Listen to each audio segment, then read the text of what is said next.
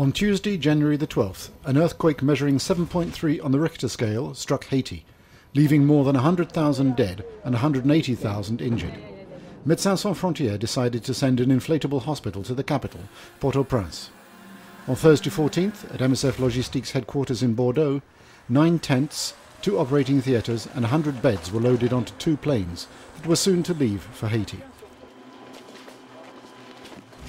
Despite authorization to land in Port-au-Prince, 1 plane was redirected to the Dominican Republic at the last minute.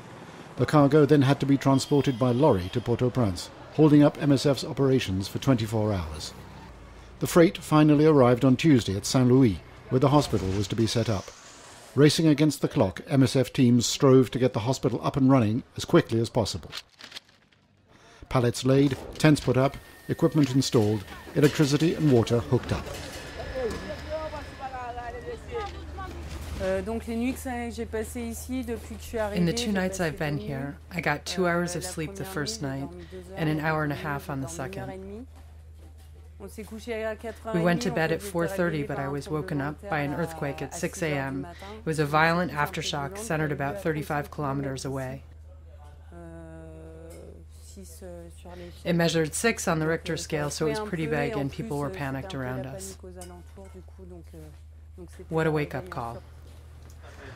On Friday the 22nd, over a week after the earthquake, the teams had to put up more tents as quickly as possible next to the hospital. The Paco health facility was in danger of collapse. All the patients were immediately transferred to Saint-Louis. A total of 180 people were moved into these new tents. On Monday the 25th, nearly 2 weeks after the earthquake, staff installed the last pieces of equipment in the inflatable hospital.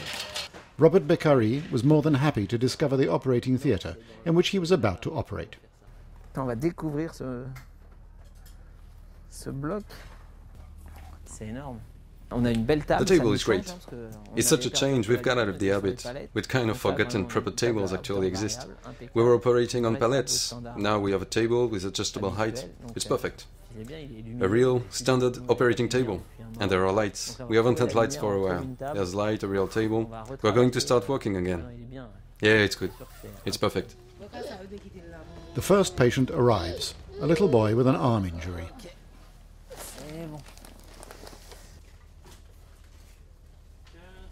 This is our first patient to be operated under the new hospital in Port-au-Prince. The surgery went fine, the conditions were very satisfactory as far as surgery and anesthesia go. The surgeons, exhausted after having worked non-stop since the earthquake struck, are going to be able to work at last in near-normal conditions. The patients can see the improvement too. Traumatized by the earthquake that destroyed most of the buildings in the capital, the injured can at last find a little peace in the safe, airy environment.